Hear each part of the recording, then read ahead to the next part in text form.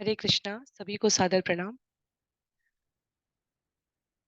श्रीमद् भागवतम के वर्तमान सत्रों में हम सभी स्कंद 8 का अध्ययन कर रहे हैं, पर प्रश्नोत्तरी के माध्यम से पुनरावृत्ति के इस क्रम में सभी का स्वागत है। यहाँ पर आज के इस सत्र में हम सभी स्कंद 1 अध्याय 3 जिसमें 44 श्लोक हैं, उनको प्रश्नोत्तरी संख्या क्विज में 14 से लेकर 18 तक हमने श्रवण करके उत्तर देने का प्रयास किया था। आज के इस संपूर्ण अध्याय 3 को प्रश्नोत्तरी के माध्यम से समाहित करते हुए हम लोग प्रश्न और उसके उत्तर को समझते हुए आगे बढ़ेंगे। तो बिना किसी विलंब के जिन्होंने अभी तक अलग अलग प्रश्नोत्तरी का उत्तर दिया है उनके लिए भी सही है, वो एक क्रम में सारे प्रश्नों को पुनरावृत्ति के रूप में यहाँ पर श्रवण कर सकते हैं।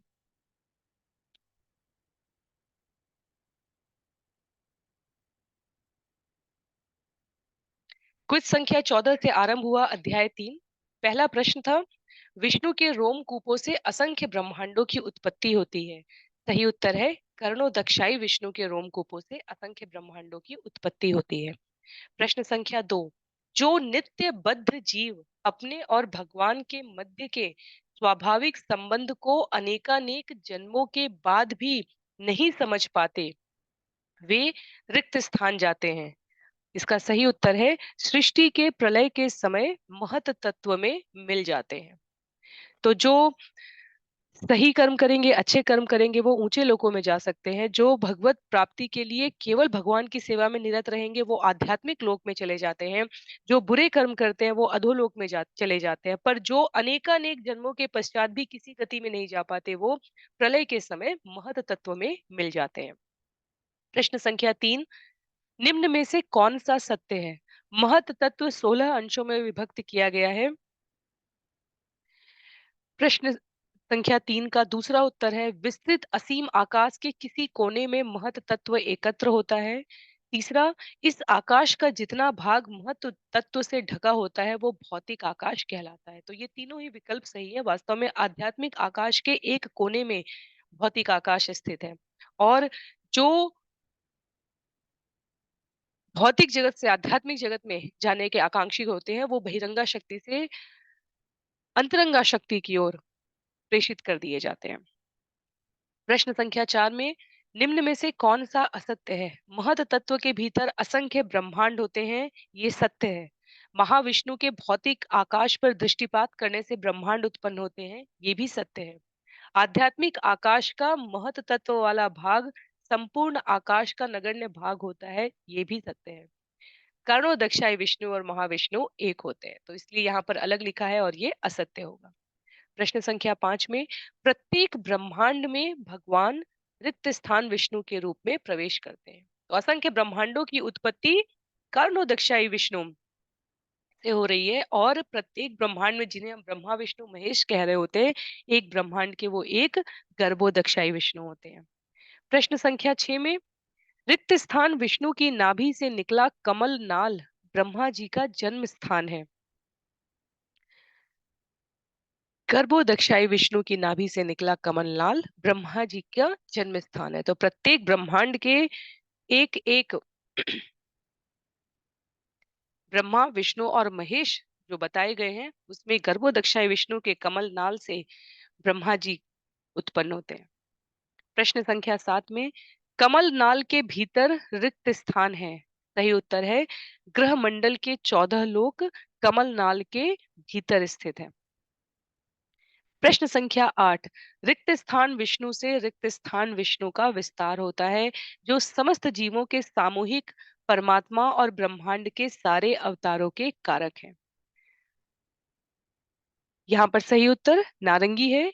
गर्भोदक्षाई विष्णु से क्षीरोदक्षाई विष्णु का विस्तार होता है। तो एक अनेकानेक ब्रह्मांड के रचयिता कर्णोदक्षाई विष्णु हुए, एक ब्रह्मांड के जो प्रमुख हैं वो गर्भोदक्षाई विष्णु हुए, और उस एक ब्रह्मांड के भीतर प्रत्येक जीव के भीतर अंतर निवास करने वाले जो विष्णु हैं, उन्हें क्षीरोदक्षाई विष्णु कहा गया। इसलिए गर्भोदक्षाई विष्णु से क्षीरोदक्षाई विष्णु का विस्तार होता है। प्रश्न संख्या 9, निम्न में से कौन सा सत्य है? कारणोदक्षाई विष्णु महत तत्व में समग्र भौतिक तत्वों को उत्पन्न करने वाले हैं। तो कारणोदक्षाई विष्णु कौन है? महत तत्व में समग्र भौतिक तत्वों को उत्पन्न करने वाले। गर्भोदक्षाई विष्णु प्रत्येक ब्रह्मांड में प्रवेश करने वाले। क्षीरोदक्षाई विष्णु प्रत्येक भौतिक पदार्थ के परमात्मा है। तो ये प्रश्न वास्तव में तीनों विष्णु एक ही स्थान पर रहे और हमें सही से पुनरावृत्ति में स्मरण रहे, इसके लिए दिए गए। प्रत्येक हृदय में निवास करने वाले परमात्मा क्षीरोदक्षाई विष्णु है। प्रत्येक ब्रह्मांड के जो विष्णु है वो गर्भोदक्षाई है, और संपूर्ण ब्रह्मांडों के समूह के जो अधिष्ठाता विष्णु है वो कारणोदक्षाई विष्णु है। अगले प्रश्न में प्रश्न संख्या 10। ब्रह्मांड में घटित कोई भी घटना अकारण नहीं है। भगवान की शक्ति से उन्मेषित प्रकृति भगवान की योजना को संपादित करती है। तो ये सही उत्तर है, और इसलिए ये पंक्ति पूरी सही है। यहाँ पर ब्रह्मांड में घटित कोई भी घटना कोई संयोग नहीं है। भगवान की शक्ति से उन्मेषित प्रकृति भगवान की योजना को वास्तव में संपादित करती है। प्रश्न संख्या 11। महाविष्णु रिक्त स्थान से आध्यात्मिक आकाश के कुछ भाग में लेटे हुए प्रकृति पर दृष्टि फेरते हैं, जिससे महत तत्व की सृष्टि होती है। तो यहाँ महाविष्णु अपनी इच्छा में स्वराट है, अर्थात जो स्वतंत्र है, वो अपनी मुक्त इच्छा से, इसलिए लाल उत्तर सही है, अपनी मुक्त इच्छा से आध्यात्मिक आकाश के कुछ भाग में लेटे हुए प्रकृति पर दृष्टि फेरते हैं, जिससे महत तत्व की सृष्टि होती है। तो प्रकृति की इच्छा या ब्रह्मा जी की इच्छा ये सही उत्तर नहीं है, अपनी स्वयं की इच्छा से भगवान ऐसा करते हैं। प्रश्न संख्या 12। प्रत्येक ब्रह्मांड के आधे भाग में लेटे हैं रिक्त स्थान, प्रत्येक ब्रह्मांड के आधे भाग में लेटे हैं और अतिरिक्त भाग उनके शरीर के जल से भर जाता है, तत्पश्चात रिक्त स्थान। तो सही उत्तर यहाँ पर लाल है। हम लोग जो यहाँ विकल्प दिया है उसको भरने के पश्चात इस प्रश्न का पूरा फिर से श्रवण करते हैं। गर्भोदक्षाई विष्णु प्रत्येक ब्रह्मांड के आधे भाग में लेटे हैं और अतिरिक्त भाग उनके शरीर के जल से भर जाता है, तत्पश्चात उनकी नाभि से निकले कमलनाल पर ब्रह्मा का जन्म स्थल है। तो ये हमें स्मरण रखना चाहिए। प्रश्न संख्या 13। परम सत्य के विराट रूप या विश्व रूप की धारणा विशेष रूप से नव दीक्षितों के लिए है। ये सत्य कथन है। भगवान का भक्त विराट रूप में बहुत अधिक रुचि नहीं रखता।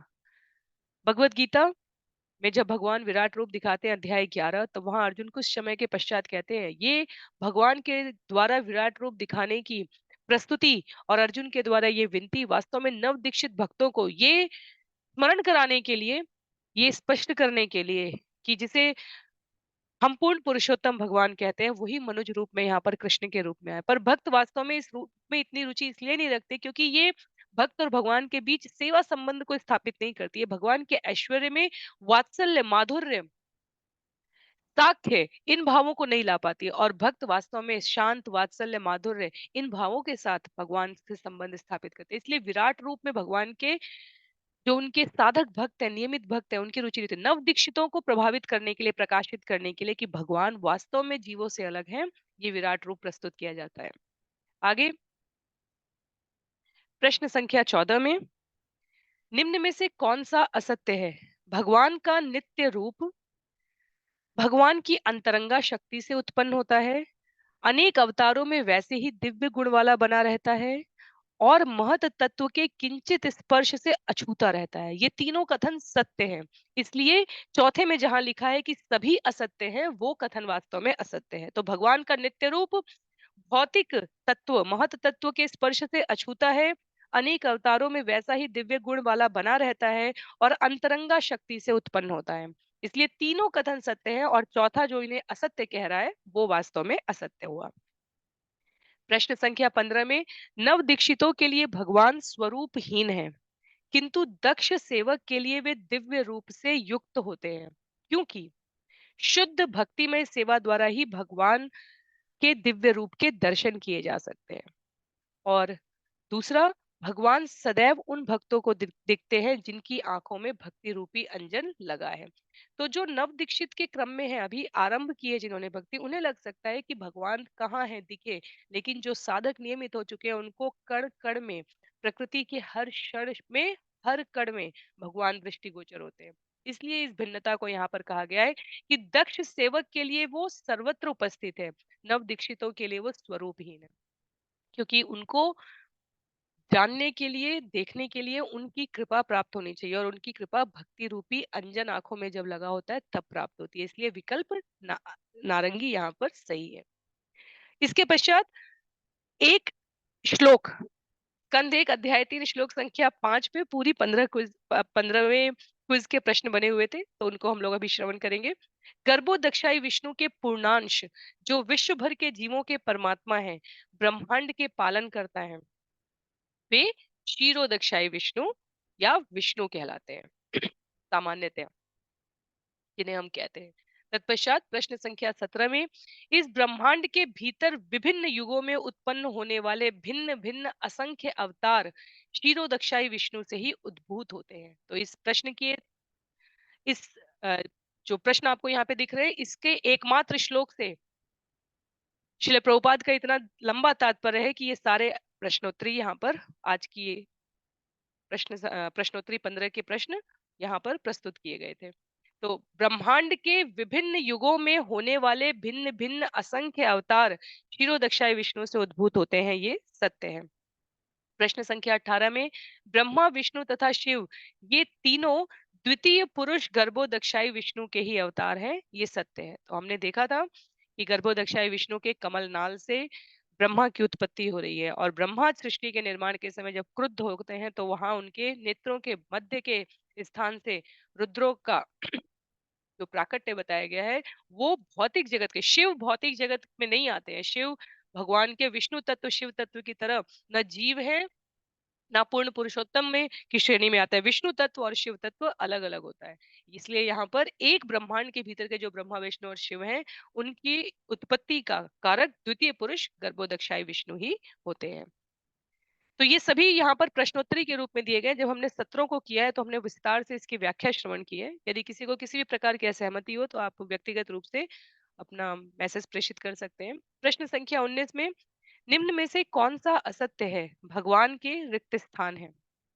लीला अवतार के रूप में कुर्म, वाराह और मत्स्य अवतार, गुणा अवतार के रूप में ब्रह्मा विष्णु शिव या रुद्र, और भगवान के विष्णु स्वरूप भौतिक प्रभाव से अलग होते हैं। तो ये तीनों कथन सत्य हैं और इसलिए हरे को हमने असत्य कहा है, क्योंकि यहाँ पर असत्य पूछा है तो हरा कह रहा है कि सभी असत्य है, हरा विकल्प, इसलिए हरा असत्य है।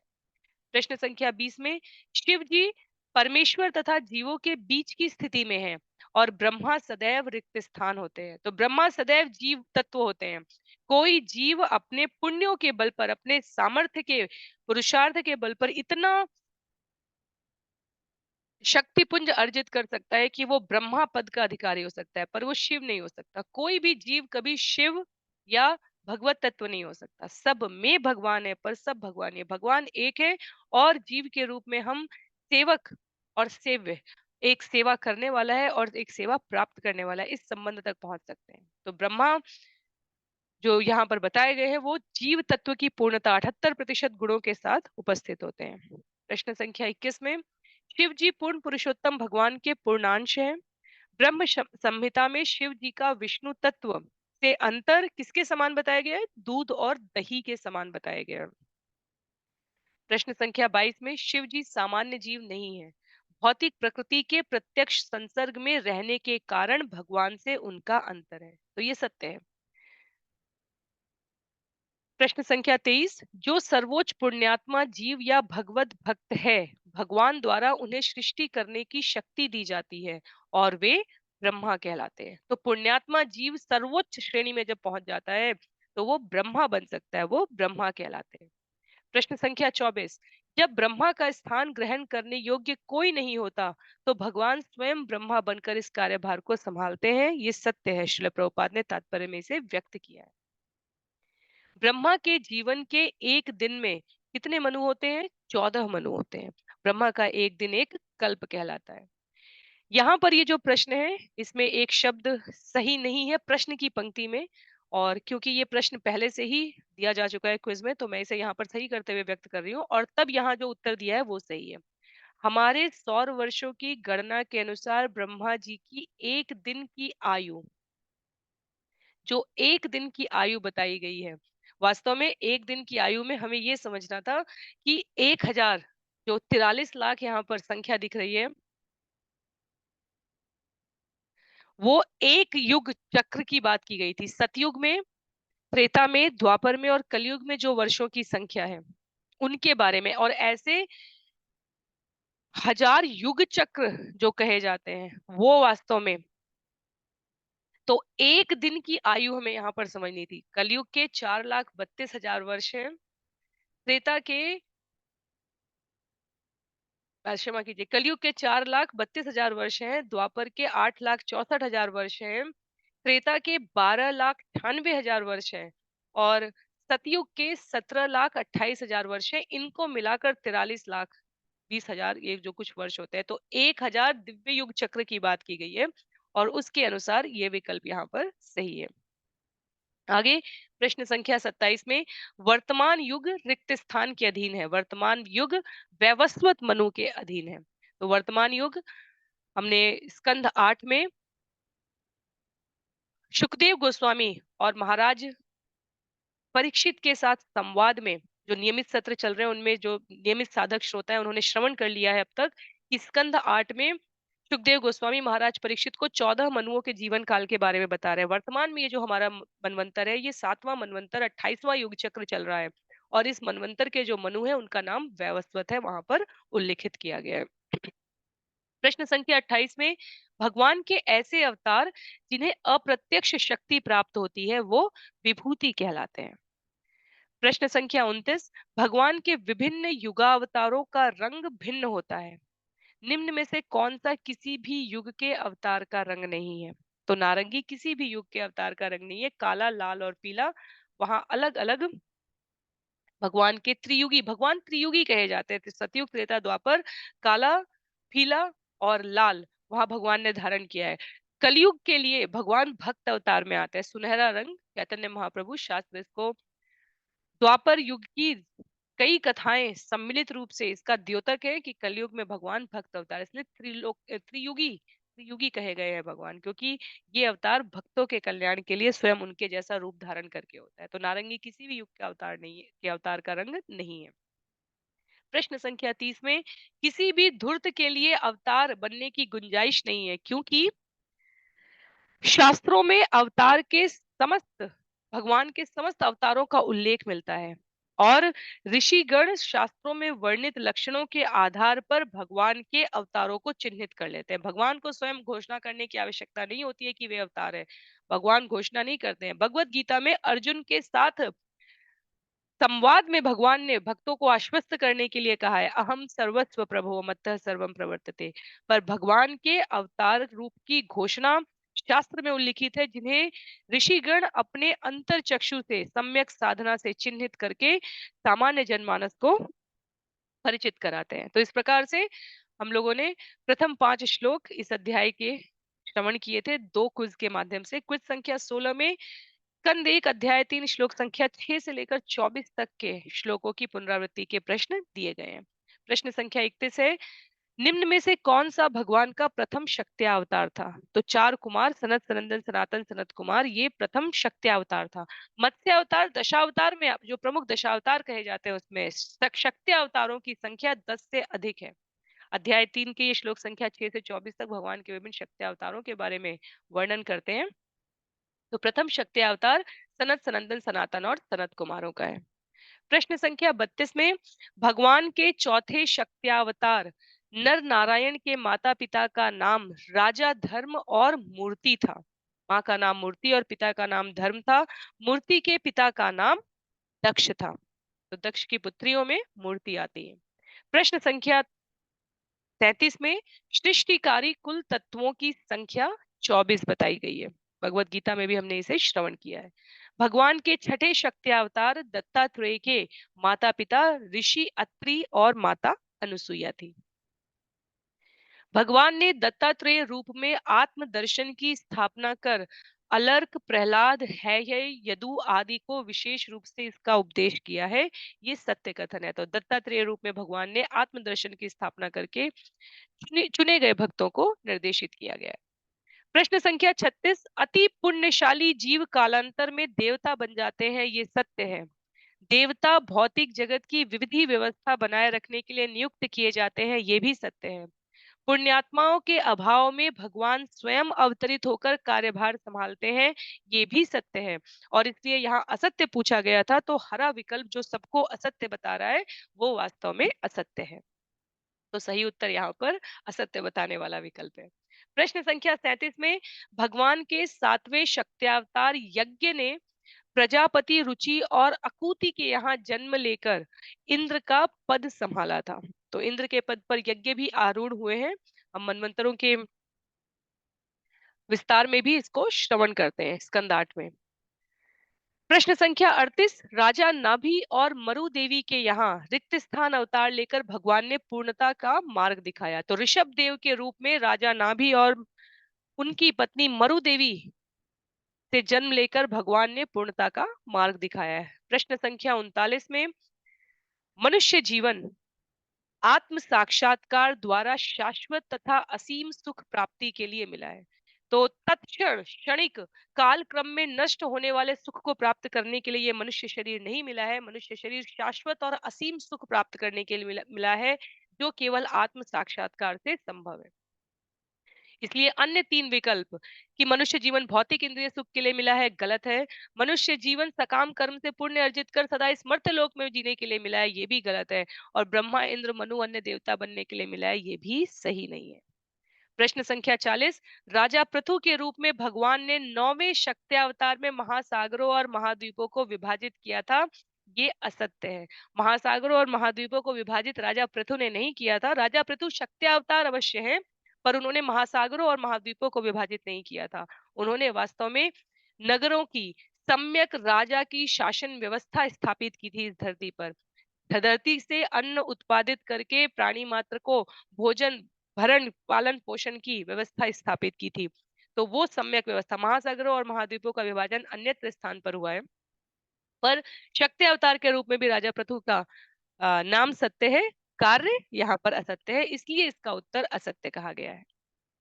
प्रश्न संख्या 41 में, श्रील जीव गोस्वामी विश्वनाथ चक्रवर्ती ठाकुर के अनुसार प्रत्येक मनु के बदलने पर सदैव प्रलय नहीं होता है, ये असत्य है। वास्तव में श्रील जीव गोस्वामी और विश्वनाथ चक्रवर्ती ठाकुर के अनुसार प्रत्येक मनु के बदलने पर प्रलय होता है। प्रलय की तीव्रता कम या अधिक हो सकती है, पर प्रलय वास्तव में प्रत्येक मनु के बदलने पर होता है। तो एक ब्रह्मा के जीवन में कितनी बार प्रलय होती होगी, और उसमें हम जीव कितने शुद्र हैं। केवल भगवान की भक्ति करके हम अपने वास्तविक स्वरूप को प्राप्त कर सकते हैं। प्रश्न संख्या 42 में, पराशर मुनि के माध्यम से सत्यवती के गर्भ से श्री रिक्त स्थान के रूप में भगवान का 17वां शक्ति अवतार हुआ था। तो व्यासदेव जो वेदों के रचयिता कहे गए, श्रीमद् भागवतम की एक कृति उनकी कृपा से भक्तों को प्रामाणिक गुरु शिष्य परंपरा में प्राप्त हुई है, वो माता सत्यवती के गर्भ से उत्पन्न हुए थे। प्रश्न संख्या 43, मूल रूप से वेदों की संख्या हम आज 4 के रूप में जानते हैं सामान्य रूप से, पर मूल रूप से वेद की संख्या 1 है। विषय के वर्गीकरण के क्रम में कालांतर पर वो 4 में विस्तारित किए गए। तो सामवेद, यजुर्वेद, ऋग्वेद और अथर्ववेद जो हम श्रवण करते हैं, वो वास्तव में कालांतर में विषय की प्रस्तुति को भिन्न अलग रखने के लिए प्रस्तुत किए गए। प्रश्न संख्या 44 में, वेदों में वर्णित पशु यज्ञ कसाई घरों में अनियंत्रित पशु हत्या के समान है, ये बिल्कुल असत्य है।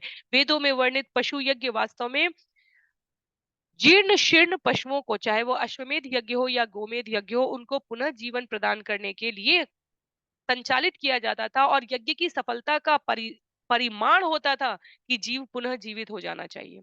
इसलिए जो आजकल कसाई घर में अनियंत्रित पशु हत्या हो रही है, उनकी तुलना या समता वेदों में वर्णित पशु यज्ञ से नहीं की जा सकती। प्रश्न संख्या 45 में, श्रीमद् भागवत की रचना कलयुग के आरंभ के रिक्त स्थान और भगवान बुद्ध का आविर्भाव लगभग रिक्त स्थान हुआ। तो इस पूरी श्रीमद् भागवतम को और दशावतार में आने वाले हमारे भगवान बुद्ध के जो प्राकट्य का काल है, उसको स्पष्ट रूप से हम अपने मस्तिष्क में अंकित कर सके, इसके लिए ये प्रश्न था। श्रीमद् भागवतम की रचना कलयुग के आरंभ के करीब 5000 वर्ष पूर्व हुई है, और भगवान बुद्ध का आविर्भाव लगभग 2600 वर्ष पूर्व हुआ है। तो 1000 वर्षों तक चलने वाले यज्ञ जो सूत गोस्वामी, जिसमें वक्ता है प्रमुख और शौनकादि ऋषियों की अधिक अध्यक्षता में संचालित हो रहा है, वो समझने का जो अभिप्राय हमें यहाँ पर लेना है, इसलिए सूत गोस्वामी द्वितीय वक्ता कहे गए हैं। पहले वक्ता के रूप में सुखदेव गोस्वामी ने महाराज परीक्षित को द्वापर के अंत में कलयुग के आविर्भाव के संधि काल में ये श्रवण कराया है। वहां सुखदेव गोस्वामी की सभा में सूत गोस्वामी इस श्रीमद् भागवतम को श्रवण करते हैं, जो द्वितीय वक्ता के रूप में उन्होंने 1000 वर्ष तक चलने वाले इस यज्ञ में शौनकादि ऋषियों को सुनाया है। तो 1000 वर्ष वहां व्यतीत हुए होंगे। उसका बाद का जो समय काल था उसमें पापाचार अनाचार की तीव्रता बढ़ी हुई है। भगवान बुद्ध वहां अवतरित होते हैं, वो 2600 वर्ष पूर्व के आसपास का समय काल है। इसके पश्चात क्विज संख्या 17 में हमने स्कंद 1 अध्याय 3 श्लोक संख्या 25 से लेकर 34 तक के श्लोकों को पुनरावृत्ति करने का प्रश्नों के माध्यम से प्रयास किया था। भगवान का कल की अवतार 2 युगों के संधि काल में होगा। ये सत्य है या असत्य है? वास्तव में ये सत्य है। कलयुग के अंत में और सतयुग के आरंभ में होगा। तो अगले युग चक्र में ये संधि काल के समय कल के रूप में भगवान उपस्थित होंगे। प्रश्न संख्या 47 में श्रीमद् भागवतम स्कंध 1 अध्याय 3 श्लोक संख्या 26 के अनुसार भगवान के अवतारों की संख्या उसी प्रकार असंख्य है जैसे अक्षय जल के स्रोत से निकलने वाले असंख्य झरने। तो ये उपमा दी गई थी वहां पर। प्रश्न संख्या 48 में भगवान के अवतारों में अपेक्षाकृत कम शक्तिशाली विभूति कहलाते हैं और अधिक शक्तिशाली आवेश अवतार कहलाते हैं। प्रश्न संख्या 49 अवतार शब्द का अर्थ होता है असीमित शक्तियों से युक्त, नीचे उतरने वाला, पूर्णांश के अंश या विशेष योग्यता से युक्त बद्ध जीव। क्षमा कीजिए, यहाँ पर ये विकल्प सही नहीं है। अवतार शब्द का अर्थ होता है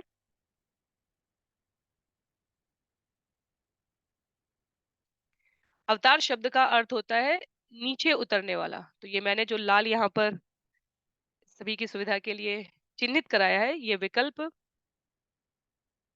नीला है। अवतार शब्द का अर्थ है नीचे उतरने वाला। भगवान अपनी स्थिति से भौतिक जगत में उपस्थित होते हैं विभिन्न रूपों में। अवतार तो अपने आप में अवतार शब्द का अर्थ नीचे उतरने वाला है। प्रश्न संख्या 50 निम्न में से कौन सा असत्य है?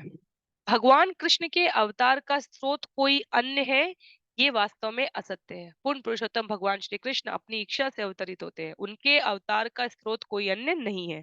इसके अतिरिक्त लाल, नीला और नारंगी ये तीनों सही हैं। भगवान के अनेकानेक अवतारों में पूर्ण पुरुषोत्तम स्वरूप एक वे स्वयं है। परम सत्य के सारे लक्षण भगवान कृष्ण के व्यक्तित्व में पूर्ण निहित है, ये भी सत्य है। भगवत गीता में भगवान कहते हैं मुझसे बढ़कर कोई नहीं है, ये भी सत्य है। और हरा विकल्प जो कहता है भगवान कृष्ण के अवतरण का अवतार का स्रोत कोई अन्य है, ये असत्य है। प्रश्न संख्या 51 में अध्यात्म विषयों के पंडितों ने अंतिम आश्रय स्वरूप भगवान कृष्ण का अत्यंत सावधानी से अध्ययन कर कितने प्रमुख गुण बताए हैं? 64 प्रमुख गुण बताए हैं। प्रश्न संख्या 52 भगवान कृष्ण के विष्णु तत्व विस्तार में 93% 93% तक दिव्य गुण पाए जाते हैं। प्रश्न संख्या 53 में भगवान शिव न अवतार, न सामान्य जीव और न ही आवेश की श्रेणी में आते हैं और उनमें 84% दिव्य गुण पाए जाते हैं।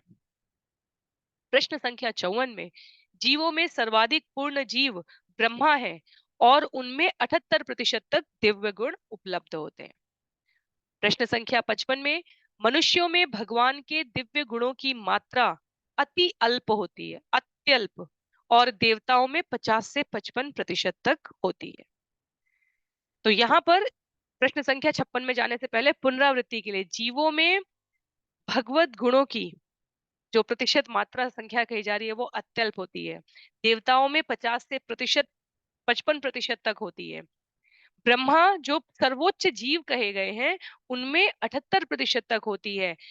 शिव में 84% तक होती है शिव तत्व में, और विष्णु तत्व में 93% तक हो सकती है। 64 गुण जो बताए गए हैं और ये जो प्रतिशत बताए गए हैं किस किस प्रकार के ऐश्वर्य हमें दिख सकते हैं उनके आधार पर इन्हें व्यक्त किया गया। इसलिए प्रश्न संख्या 56 हमारे लिए बहुत महत्व की है। जीव में कभी भी शिव, विष्णु या भगवान कृष्ण के समान गुण नहीं आ सकते। अधिकतम, ये सत्य कथन है, अधिकतम वो ब्रह्मा तक जा सकते हैं। इसीलिए प्रश्न संख्या 57 में कोई भी 78% गुण विकसित कर दिव्यता प्राप्त कर अधिकतम रूप से ब्रह्मा बन सकता है, शिव, विष्णु या भगवान श्री कृष्ण नहीं। ये सत्य है। प्रश्न संख्या 58 में कौन सा कथन सत्य है ये पूछा गया है। वे दैवीय जीव जो आध्यात्मिक आकाश के ग्रहों के निवासी होते हैं, वे हरि धाम तथा महेश धाम जैसे आध्यात्मिक ग्रहों में भगवान के सनातन साथी होते हैं, ये सत्य है। सब धामों के ऊपर कृष्ण का धाम जिसे गोलोक या वृंदावन कहते हैं वहां जा सकते हैं। तो इस भौतिक जगत में जैसे तीन पुरुषों के रूप में गर्भोदक्षाई विष्णु या क्षीरोदक्षाई विष्णु जिन्हें हम कह रहे हैं वो विष्णु स्वरूप है, वैसे ही शिव का स्वरूप है। पर इनके ऊपर जैसे आध्यात्मिक रूप में पूर्ण पुरुषोत्तम भगवान श्री कृष्ण हरिधाम में निवास करते हैं, वैसे ही भगवान शिव महेश धाम में, तो नित्य शाश्वत महेश धाम भी है जो भौतिक जगत का कैलाश धाम हमें दिखता है। उससे परे भी जैसे भौतिक जगत में हमें वृंदावन और कैलाश दिखता है, ऐसे आध्यात्मिक जगत में भी हरिधाम और महेश धाम है। तो जो जीव आध्यात्मिक जगत में प्रवेश करते हैं वो वहां भगवान के संगी साथी बनकर रहते हैं। सबसे ऊपर गोलोक वृंदावन धाम तक वो जा सकते हैं जो आध्यात्मिक आकाश के ग्रहों में निवास करते हैं। प्रश्न संख्या 59 में भगवान के जन्म कर्म दिव्य होते हैं, भगवान केवल जन कल्याण के लिए इन्हें प्रकट करते हैं, जिनका ज्ञान केवल भक्ति से संभव है, ये सत्य है। प्रश्न संख्या 60 स्कंध 1 अध्याय 3 श्लोक संख्या 30 के अनुसार भगवान के विराट रूप की धारणा उनके एक अवतार के समान सत्य है, काल्पनिक नहीं है। वास्तव में भगवान का विराट रूप काल्पनिक है। ये विद्वानों के द्वारा नव दीक्षितों को समझ में आ सके, इसके लिए इमेजिनेशन कल्पना के रूप में प्रस्तुत किया गया है। जब हम देखते हैं कौन सा कहाँ किस रूप में व्यवस्थित और स्थित है। अवतार भगवान का विराट रूप अवतार नहीं है, ये विद्वानों के द्वारा जैसे कोई बिल्डिंग कंस्ट्रक्शन होते हैं उससे पहले हम उसे मैप पे उसका मैप देखते हैं। यहाँ 3 BHK है, 2 BHK है, यहाँ पर ये ड्राइंग रूम होगा, यहाँ पर वॉशरूम होगा, यहाँ पर बेडरूम होगा। जो जो हम पन्ने पर देखते हैं वो वास्तव में वो बिल्डिंग नहीं होती है, उसका एक रूप चिन्हित करके प्रस्तुत किया जाता है। तो वो उसका प्रतीकात्मक प्रस्तुतिकरण होती है। तो प्रतीकात्मक प्रस्तुतिकरण अवतार से भिन्न है। अवतार के रूप में भगवान उपस्थित होते हैं, लीला करते हैं।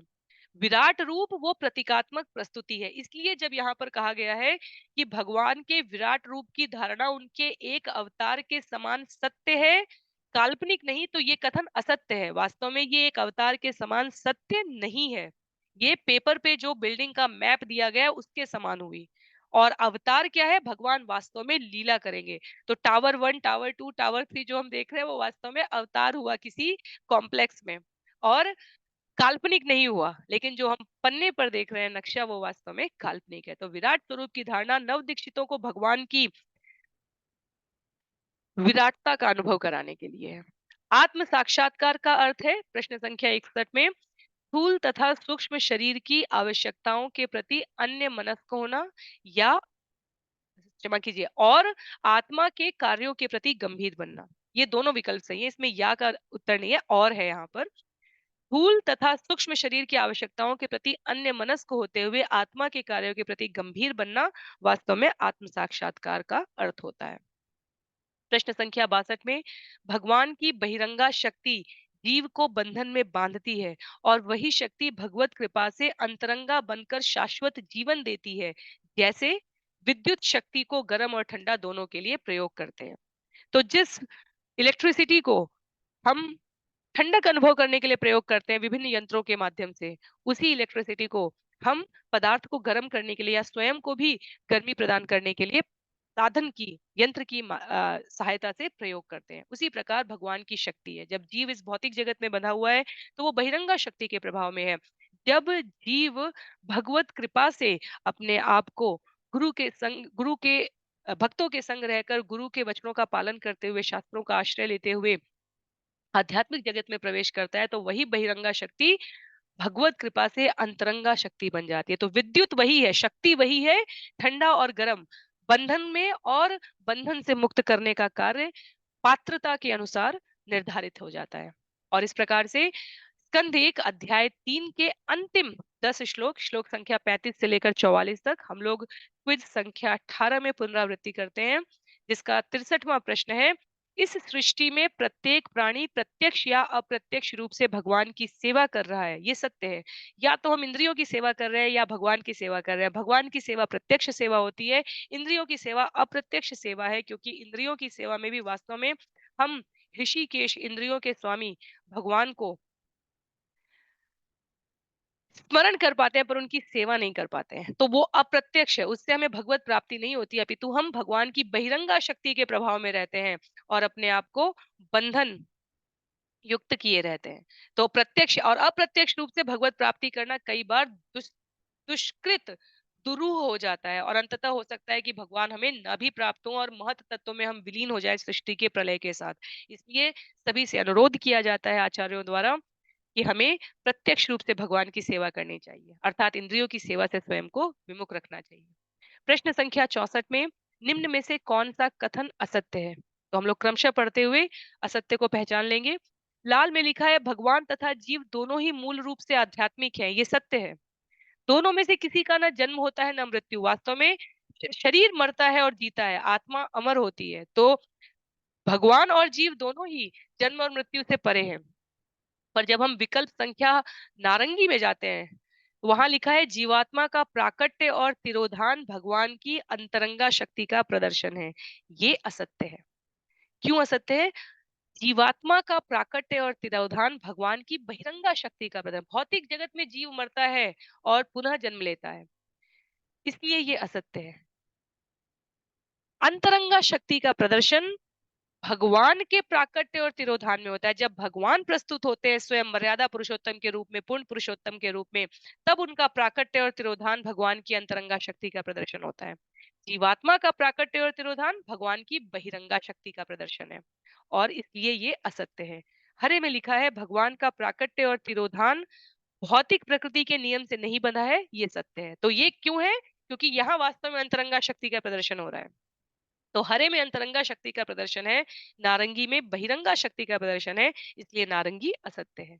प्रश्न संख्या 65 में पूर्ण पुरुषोत्तम भगवान के प्राकट्य तिरोधान एवं उनके विविध कर्म, ये सब वैदिक साहित्य के लिए भी परम गुह्य हैं, ये सत्य है। भगवत गीता में भी भगवान कहते हैं देवता, ऋषि, मुनि या शास्त्र भी मुझे सिर्फ उतना ही समझ सकते हैं जितना मैंने उन्हें समझाना आरंभ किया है।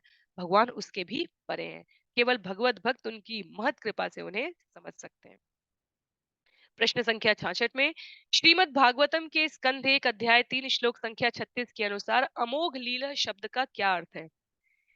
ये थोड़ा सा ट्रिकी प्रश्न था, इसलिए क्योंकि जहां श्रील प्रभुपाद तात्पर्य लिखते हैं वहां वो कहते हैं अमोघ लीला का अर्थ है जिसके सृजन में कुछ भी शोचनीय, अर्थात रिग्रेट, शोचनीय का अर्थात है हमें उसके लिए प्रायश्चित ना करना पड़े, कुछ गलत नहीं हो, जिसके सृजन में कुछ भी शोचनीय नहीं है, वो अमोघ लीला कहा गया है। और जहां शब्द और अनुवाद प्रस्तुत किए हैं वहां लिखा है जिनके कर्म निष्कलंक हैं। तो वास्तव में एक सेकेंड, श्लोक संख्या 36।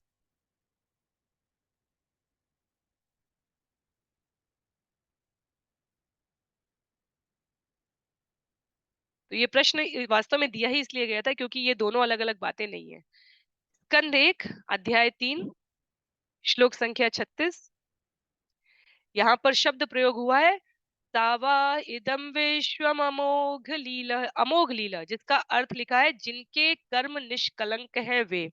और जब भगवान के इस प्रस्तुति में श्रील प्रभुपाद तात्पर्य लिखते हैं तो वो कहते हैं अमोघ लीला कहा गया है जो इस बात का द्योतक है कि उनके सृजन में कुछ भी शोचनीय नहीं है। तो शोचनीय नहीं है अर्थात निष्कलंक है, दोनों एक बात है। उनको पश्चाताप नहीं करना है कि उन्होंने क्यों किया है, क्या किया है। इसलिए लाल भी सही है, नीला भी सही है, पर वास्तव में नारंगी सबसे सही है क्योंकि लाल और नीला दोनों को सही कर रहा है। आगे प्रश्न संख्या 67 में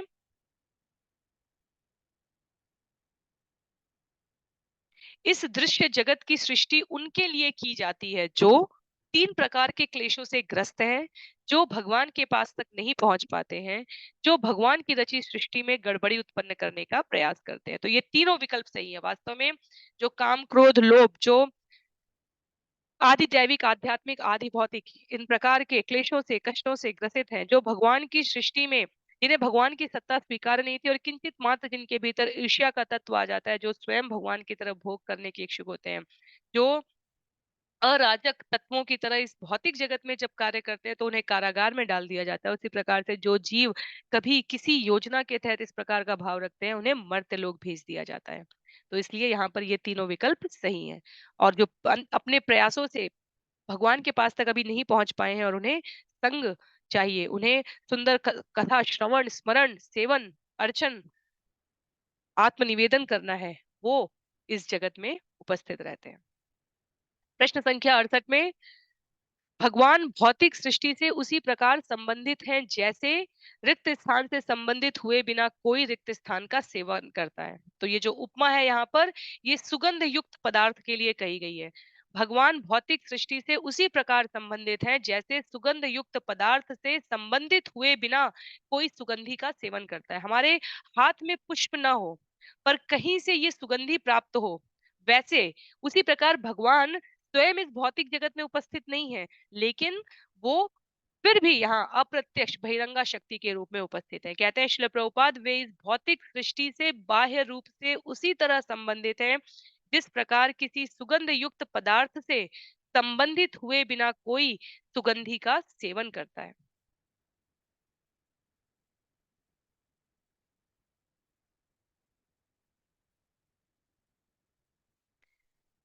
तत्पश्चात अंतिम कुछ प्रश्न है इस अध्याय के। प्रश्न संख्या 69 में, भगवान के दिव्य स्वभाव का कोई भी ठीक से वर्णन नहीं कर सकता क्योंकि सही उत्तर है भगवान मन तथा वाणी की अभिव्यक्ति से परे है। भगवान शुष्क चिंतन से नहीं जाने जाते। भगवान मीमांसाओं की दी गई परिभाषा में भी नहीं पूर्ण रूप से व्यक्त किए जा सकते। भगवान वास्तव में मन और वाणी की अभिव्यक्ति से परे है। प्रश्न संख्या 70, निम्न में से कौन सा असत्य है? भौतिकतावादियों की दो श्रेणियां हैं, मीमांसक और सकाम कर्मी। सकाम कर्मी कौन होते हैं? नीले में लिखा है सकाम कर्मी परम सत्य के ज्ञान से अनभिज्ञ होते हैं, ये सत्य है। और नारंगी में लिखा है मीमांसक जो होते हैं वो सकाम कर्म कर करके निराश हो चुके हैं जीवन में, अब वो चिंतन से, शुष्क चिंतन से भगवान को जानने का प्रयत्न करते हैं। इसके लिए सबसे अच्छा उदाहरण कौन सा होता है? उस व्यक्ति के जैसा जो बगीचे में आम के गया और हर आम का, ये इस श्रेणी का आम है, ये इस समय फलता है, ये इस वर्ष में इसके इस वृक्ष पर फल नहीं लगते हैं, ऐसी बातें करता रहेगा। वो मीमांसक कहा जाएगा, शुष्क चिंतन कर रहा है, पर वो वास्तव में उस आम का भोग नहीं कर रहा है। दूसरा सकाम कर्मी वो है जो केवल वृक्ष लगाने से उसे कोई आशय नहीं था, वो केवल और केवल वहां पर कर्म कर रहा है और उसने अभी तक आम को, तो दोनों ने आम को चखा नहीं है, ना ही सकाम कर्मी ने आम को चखा है, ना ही मीमांसक ने। और दोनों अपने अपने स्तर का चिंतन और कर्म करके सोच रहे हैं कि उन्होंने भगवान को जान लिया है, उन्हें भौतिकतावादी कहा गया है। इसलिए ये तीनों कथन सत्य है और अंतिम कथन असत्य है और उसे असत्य कहा गया है। प्रश्न संख्या 71 में, शुद्ध भक्त भगवान की अनन्य भक्ति से कोई व्यक्तिगत लाभ नहीं चाहता, ये सत्य है। शुद्ध भक्त सकाम कर्म एवं मानसिक तर्कों के फलों से मुक्त होता है, ये भी सत्य है। शुद्ध भक्त निरंतर प्रेम भक्ति से भगवान द्वारा स्वयं भगवत धाम में प्रवेश कराया जाता है, ये भी सत्य है। और इसलिए हरा कथन जो इन तीनों को समाहित कर रहा है वो यहाँ पर सही उत्तर है। प्रश्न संख्या 72 में, श्रीमद् भागवतम भगवान कृष्ण का साहित्यिक अवतार है। श्रीमद् भागवतम भगवान के समान पूर्ण प्रकाश, पूर्ण आनंद और परिपूर्ण है। श्रीमद् भागवतम भक्त भागवत से ही ग्रहण करना चाहिए। तो पुस्तक भागवत को भक्त भागवत से, जिसने प्रामाणिक गुरु शिष्य परंपरा में इसे स्वीकार किया है, व्यवहार में लाया है, उससे ग्रहण करना चाहिए और इसलिए हरा विकल्प यहाँ पर सही है। प्रश्न संख्या 73 में, भागवत के अध्ययन से वे सारे लाभ प्राप्त हो सकते हैं जो भगवान की साक्षात उपस्थिति से होते हैं, ये सत्य है। भगवान ने अपनी सारी शक्ति अपने नाम में, भगवान ने अपनी सारी शक्ति श्रीमद् भागवतम में समाहित कर दी है। प्रश्न संख्या 74 में, आसन्न मृत्यु के निर्णायक समय पर मनुष्य को, नीले में लिखा है गोविंद नाम का जप करना चाहिए और नारंगी में लिखा है मन किसी भी प्रकार के भौतिक लगाव से मुक्त करना चाहिए, और हरे में लिखा है नीला और नारंगी दोनों सही है और वास्तव में हरा विकल्प इसलिए यहाँ पर सही है। वेदांत सूत्र की अलंकारमयी व्याकरणिक व्याख्या हमें अंत समय पर काम नहीं आती। आसन्न का अर्थ है निकट मृत्यु। परीक्षित महाराज को अपनी आसन्न मृत्यु का भान था, सामान्य जीवों को नहीं पता है कि मृत्यु किस क्षण में आएगी। इसलिए गोविंद नाम का जप करना और अपने आप को भौतिक लगाव से मन को हर प्रकार से मुक्त करना, ये हमें हर क्षण पर साधते रहने का प्रयास करना चाहिए। अंतिम 3 प्रश्न हैं। कलयुग में सामान्यतया जनता पशुओं का राजसिक संस्करण बन चुकी है। तो मनुष्य और पशु के लिए सुभाषितानी के हितोपदेश के हमारे जो श्लोक हैं, आहार, निद्रा, भय, मैथुन। पशु भी खा रहा है, सो रहा है, अपनी रक्षा कर रहा है और अपनी इंद्रियों को सुख दे रहा है। मनुष्य भी यही कार्य कर रहा है। पशु तामसिक श्रेणी में आ जाते हैं।